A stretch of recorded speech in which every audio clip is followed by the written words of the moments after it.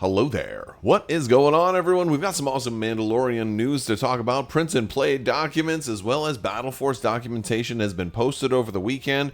The UK Games Expo featured a surprise by Atomic Mass Games with the Mandalorian Army Box going on sale. So if you were in attendance, you may be one of the first in the world to have the opportunity to purchase the Mandalorian Army Box.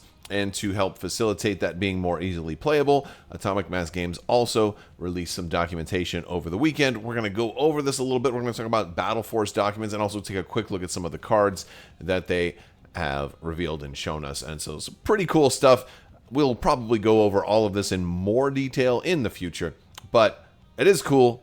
We're going to talk about it. Also, want to do a little shout out to some of our sponsors. We've got Battle Foam discount codes over there, Crabbok VIP. Also, Game Toppers. Crabbok 15 is going to save you 15% off of mats and accessories. So check out all of that. Very cool stuff. I'm always excited. About that. Also, congrats to our latest patron, Matthew Berg, or Burge. Hope I'm pronouncing that right. Just want to give a shout out to our latest A-Wing member on Patreon. We have some giveaways going on for some cool promos on Patreon right now. I'm going to announce that later this week. The winners for those.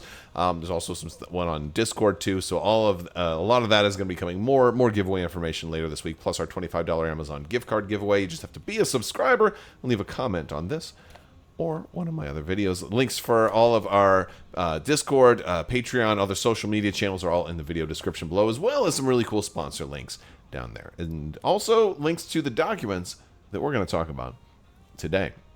With all that being said, let's go ahead and jump right over into it.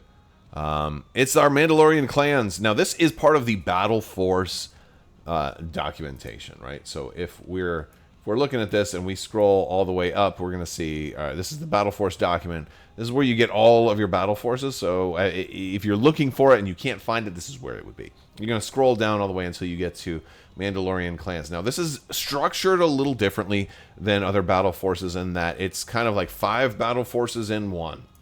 It's a little weird for me. I feel like maybe I was expecting it to be like, 5 different Battleforce pages outlining each particular Mandalorian clan, but this is how this one is right now. Maybe it'll see a change. It might be even cleaner just to have a separate Mandalorian document that's just Mandalorian battle forces, because there are so many distinctions and customizability, especially when we get into the custom clans. But it does talk about basically the things that they all have in common. So mercenary units do indeed count towards the minimum number of ranks. You must still all have the same affiliation as a commander or operative of a unit in the army. It's weird that they put it that way. It's just saying they must have the same affiliation. But and they also say during setup, a player must choose to align their army with the light side or the dark side. And that is an interesting rule, because there's currently really not much that seems like it would matter if you were to choose the light side or the dark side. After all, there aren't really many Mandalorian Jedi. Although, granted, you can take Grogu if you take Din Djarin. And somebody in my Discord brought up that, well, what if you were to take Sabine, and they bring up events from... Because seems like it's largely focused in the Clone Wars and Star Wars Rebels, but don't forget, Ahsoka does kind of feature Sabine continuing Jedi training and things like that. And so, even though the versions of Sabine that we have in the game right now are more reflective of her during Star Wars Rebels, it is certainly within the realm of possibility that things we see in Star Wars TV shows and more newer movies and things like that, and in the future will make their way into Star Wars Legion eventually. So it's a good future-proofing option, I think, right there, which is kind of cool. Yes, and so during army building, if all your commander and operative units have the same affiliation, your army gains that affiliation's special rules. And so they talk a little bit about them. So the Forge, it says your army may include any number of Mandalorian Initiate units, but must still follow the Battleforce rank requirements when a Mandalorian Initiate unit, or rank requirements, period. When a Mandalorian Initiate unit equips a personnel upgrade, reduce the cost of the upgrade by 5 points. So it makes sure they're a little bit like, we're going to see cards and stuff that talk about the initiates, and they also have keywords and other things like that. But the interesting thing is that there's a little bit more of a swarm mentality to the Forge, right? And the weird thing about this is it says you can have any number, but they must still follow the rank requirements. The funny thing about that is the rank requirements say 2 to 6 core units. So, like that's the thing that I'm, I don't know. That one seems a little weird to me. I'm gonna have to go back to that one. Night Owls, I wonder if it means like they can go above 6, but like they have to have at least the minimums or something like that. So the Night Owl says during the remove token step during the end phase, choose up to 3 green tokens on all allied units. Their tokens are not removed. The chosen tokens. So that's actually really cool. There's very few things that do let you keep tokens from one turn to the next. So that is really fun, especially if you do have somebody kind of charging hard and you want to keep those dodges on them for survivability, or if you're getting ready to make a big strike, you keep the aims. It seems like it's very versatile and fun. That's for the Night Owls. Now for Clan Wren, it says Allied Mandalorian troopers gain Guardian 1 Clan Wren. Units with Guardian X in this army can use the Guardian X keyword on other allied units that have Guardian X keywords. So you can Guardian a Guardian. Commander and operative units in this army that have Guardian X can benefit from backup. So Clan Wren's theme there is clear, right? They're guardianing each other. All right. It's hard to say guardianing. I guess it's not that hard to say it. It's just hard for me to say it. Maybe it's just a me problem. And then Clan Saxon says when an allied defeats an enemy unit, after the effect is resolved, the allied unit makes a recover action and may make a speed 1 move. I really like that one. That one's fun. But what I think is more interesting in this whole document is the custom clan rules. All right, so you're going to choose 2 of the following if you're making your own. Now, there's a lot we don't really know about how the custom clans are going to work, because you got to get your custom Mandalorians first, and then see what kind of custom commanders and operatives you can make from the custom Mandalorian expansion. So that is definitely going to be something that I think I want to look into that and dive into that a little bit first before I decide what's best from here. But there's really, really cool things. So you can choose 2 of these options, so you can mix and match. You can make a different clan every time, it's just fun. All right, Veteran says each time a Mandalorian warrior equips the Galar 15 carbine upgrade, reduce the cost of that upgrade by 5 points. Additionally, during setup, you may choose 2 allied Mando units. They each gain Dauntless. Then you have Tools of the Trade. You may include an additional copy of the Flame Projector, Jetpack Rockets, and Whipcord Launcher upgrade cards in your army.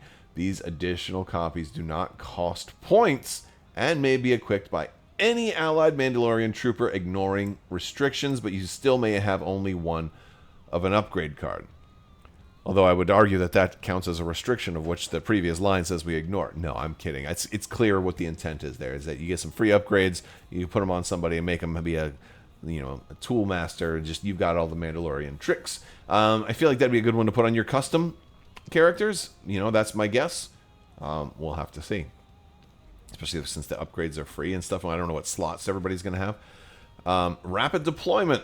During setup, you may set aside up to 2 allied Mando units that are not holding an asset objective token, marking as the set-aside units with an advantage token. The first time each set-aside unit would be chosen to activate this game, you may deploy it by putting its leader onto the battlefield not within 2 of enemy units. Basically, you pick these guys that are going to then deploy.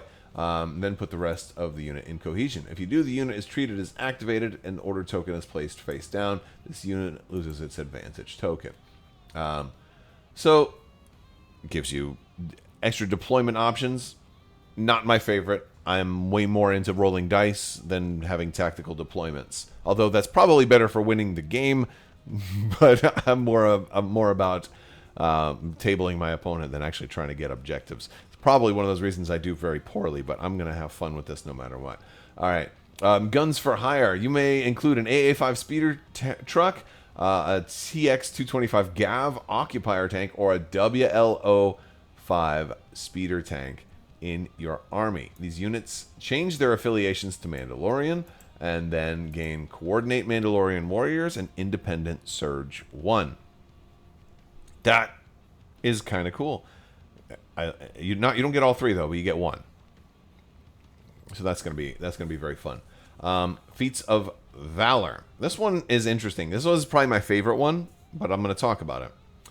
When an allied unit in this army defeats an enemy unit, after the effect is resolved, the allied unit gains a Valor token. While a unit has one or more Valor tokens, it has Dauntless. While a unit has two or more Valor tokens at the start of each of its activations, it gains an Aim token and a Dodge token or a Surge token. While a unit has three or more Valor tokens, it has Exemplar. These bonuses are cumulative, so you can basically it's a way to level up. This turns your army into a little mini RPG, and I really like Feats of Valor. This is super cool. Although I feel like it overlaps a little too much with veterans because if you're killing somebody, the first thing you get is Dauntless. It's not going to be super easy to do that, but it's a good thing to be able to get that and gain Dauntless. But like you might already have Dauntless if you were veterans, so it's like there's a little bit of overlap and limited gains there. Now, of course, you can still run those two together, and if doing so, you're going to choose those two units to get Dauntless that might be units that aren't trying to kill off enemy units, and this way maybe your whole army gets Dauntless. So those two might actually go together extremely well because not everybody is going to get their Feats of Valor, and if you can accurately predict who is better to make your veterans and with Dauntless and who's better to be your attackers to accomplish the Feats of Valor, then you'll do really well, but that requires a little bit of prediction. Pretty cool stuff. The next page does kind of talk about the basic things, the allowed units. It's typically what you would expect. It's talking about the different characters. Bo-Katan, Gar Saxon, Ursa Wren, the Armorer, Mandalorian Leader, Mandalorian Hunter for Operative, Axe Wolves, Din Djarin, Paz Vizsla, Cass, Sabine, Wren, in their specific types. For special force, all the core special forces supports that you can take. No heavies normally, unless of course you take the custom clan and all the different guys that you can take. So we have that 1 to 2 commanders, up to 2 operatives, 2 to 6 core, up to 3 special forces, up to 3 supports. It does say up to 2 heavies, yet there's no heavies that can be taken. And if you do take guns for hire,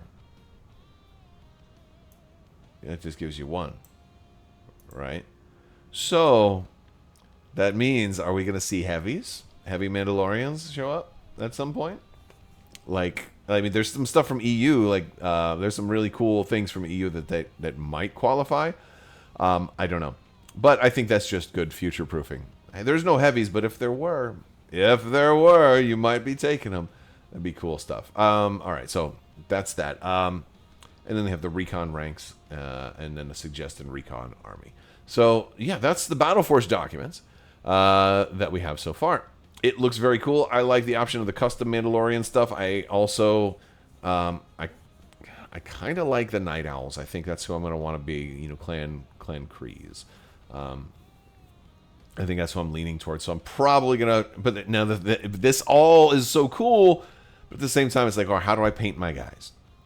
Because I also really like Clan Saxon, but I've already got a bunch of guys painted up black and red, right? So maybe I think for all your generic Mandos, you're probably best painting them in some kind of gray or black-based theme with limited highlights, so it makes it easier to fit into, if you've got, because every Mandalorian has black at somewhere on them, right? Except for Boba Fett. I guess they only have it in the T and the visor and stuff, but black is a common theme, right? And if we look at our other documents, we're going to see everybody's got a lot of black as one of those core colors, or at least a dark gray. And so if you go with blacks, grays, and then occasional lighter grays, you might have an easier way to fit into a lot of folks. I think that's what I'm going to do, at least for all my initiates, before they've earned their colors, right?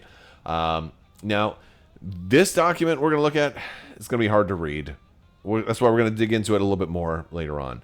The important thing here is that it's all fitting on one page. So they did their print and play very, very well here, because you can actually print this out and then boom, you've got 9 cards on a page. And it's just, it's a good way to do a print and play. it's harder for me to talk about, and then I had to reformat everything, and I was like, I'm not doing that right now, because we'll talk about these more in detail. We'll do list building and stuff like that. Din Djarin and Grogu for the Forge. We have their cards there. It's the same as Din Djarin and Grogu. It's, as far as I can tell. But yeah, but they have they have their faction symbol. They're now with the Forge. You've got Ursa Wren there. You have a bunch of the Clan Wren veterans. So they're, again, mercenary for rebels, jump to, dauntless, impervious, nimble, and we fight for our family. And all of the keywords now are also in the rules document as well, which is, again, makes them playable. The interesting thing was, I think Mandalorians are stronger together is one of those ones for the Clan Kryze, which aren't in this document because I think they're in the box that went on sale.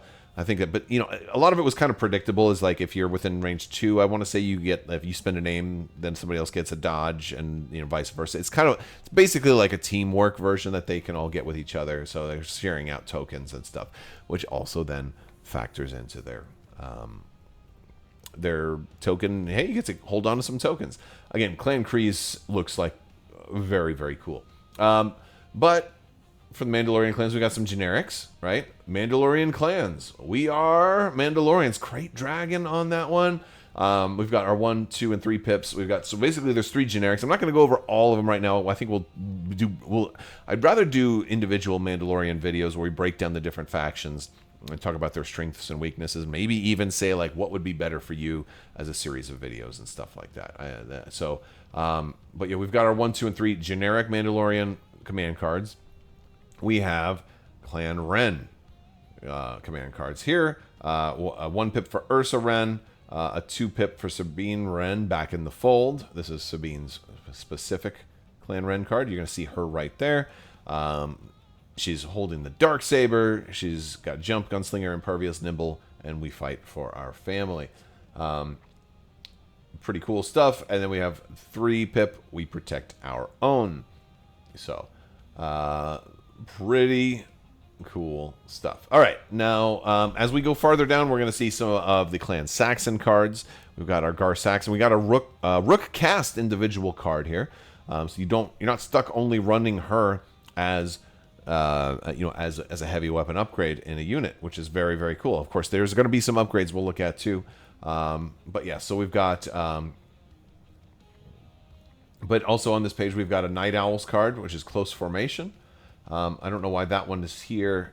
Maybe it was, again, I haven't looked at the box contents yet, so maybe it's an errata, or maybe it's just 1 extra card for the Night Owls. But yeah, we have also got Death Before Defeat, Vengeful Strike. This one is for Rook Cast specifically, which is cool. I'm thinking you can still use some of Gar Saxon's command cards in Clan Saxon as well, which would be cool. An interesting thing is this is the subtext. This is Gar Saxon, head of Clan Saxon. Remember that because we're going to see some stuff later on that talks about that.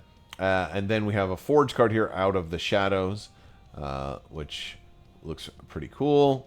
We can run Din Djarin in a unit, right?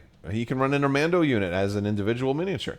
And I like that they're doing this more and more for all the named characters. We're getting more and more of these cool upgrades here. So Din Djarin, he's going to gain This Is the Way. He's going to gain a Surge token, and he's going to be the leader, and he's going to have Din's blaster pistol. We've got our Mandalorian Super Commandos here. Also point out that they don't have the Creed upgrade like a lot of your initiates will have. A lot of your regular troopers will end up having the Creed, and we're gonna show you that. There's gonna be some of the Creed cards as we go farther down. So we've got Rook Cast. She's gonna have an additional individual miniature card here. Although the Shadow Collective Rook Cast had added the extra weapon, which was interesting. Okay, so then we have Clan Kryze cards here. So it'll say this unit changes its affiliation. Again, this is for your regular, your generic, your Swiss Army knife Mandalorians that can be built as the initiates, the warriors, and all those different types. these are, you can make them Clan Kryze, you can make them Clan Wren, you can make them Children of the Watch. It's funny because in the one thing I've been calling them the Forge, but they, I think that's because the one article they called them the Forge. So yeah, Children of the Watch, and then Clan Saxon, Champion of the Watch. So I believe Champion of the Watch is the Armorer, right? And then, or is that Paz Vizsla? Super Commando Gunslinger can take that. Super Commando Marksman can take some of these upgrades as well. The Best Cat Duelist for Clan Wren. A lot of this is just making the right cards available to the right battle force. We've got combat shields, and jetpack rockets for the grenade slot, which is very, very interesting. Very interesting to me. In the grenade slot, I believe that means that only one unit can do that, so not everybody's going to fire 4 black dice. So only one miniature will fire the 4 black dice because it's a grenade. That's part of, I think, the grenade's special ability now. They reworked grenades with the 2nd edition, so only one character is throwing them. But they upped their power. If it was the old style grenades where everybody could throw them, then you'd have a really, really, really powerful jetpack rocket with everybody rolling 4 black dice at range 4. So one attack at range 3 to 4 is pretty good. You've got personal combat shields in here, flame projectors, which are cool. Now the flame projectors are normally limited to 2. Same thing with personal combat shield and the whipcord launcher. Hence our custom ability earlier that gives you an extra one that can go on for free. These are normally 5 points each. All right, and then 10 points for the combat shield, 5 for the whipcord launcher. So that's a 20-point savings too. So very cool stuff. We've got some extra stuff. We've got Gar Saxon here as an individual miniature, and we've got several versions of the Darksaber, which is pretty cool. So yes, Bo-Katan only, Din Djarin only. This one doesn't say Gar Saxon only. It says Head of Clan Saxon only. Right there for the Darksaber. Now, I think that's interesting. I'm not going to read too much into it because if you said Gar Saxon only, then it would potentially be able to go on Gar Saxon in Shadow Collective, right? And so, but usually a lot of times they will say Gar Saxon, Head of Clan Saxon only. So I wonder if they wanted it to, because Gar Saxon has a brother, maybe he'll show up at some point. So, there are things that might end up happening. I don't know, but that's cool stuff. There's multiple Saxons and other people that could potentially become head of Clan Saxon. So maybe this is just good future proofing. Either way, it's pretty cool. And then we have an extra version of Sabine and Tristan right there as their personnel upgrades. So a lot of stuff. I'm gonna put links to these documents so you can check them out in the video description below. But it is very cool. We're getting very, very close to Mandalorians coming out. We'll talk more about the different Mandalorian factions, the clans, the battle forces, what you can build, what would be fun to build, what I'm thinking of doing. And if you're interested in Star Wars Legion, Mandalorians, and everything else that's coming, don't forget we've got air support coming. I mean, we got a few more months on that. We were probably not even going to start getting previews on those until like maybe November. There's going to be another big update in November as well. I expect to see a whole lot of stuff when the time comes. But I think first quarter 2027 is when the air support is going to land. Mandos are going to be getting the Fang Fighter. We're going to see all kinds of other cool stuff. I've been talking about that. It's very, very exciting. All right, that's going to do it for today's video. I want to thank you guys so much. Big thanks to my patrons. You guys are absolutely amazing. Thank you so much for your continued support. May the Force be with you. Live long and prosper. Be excellent to each other. Party on, dudes, and always wash your socks.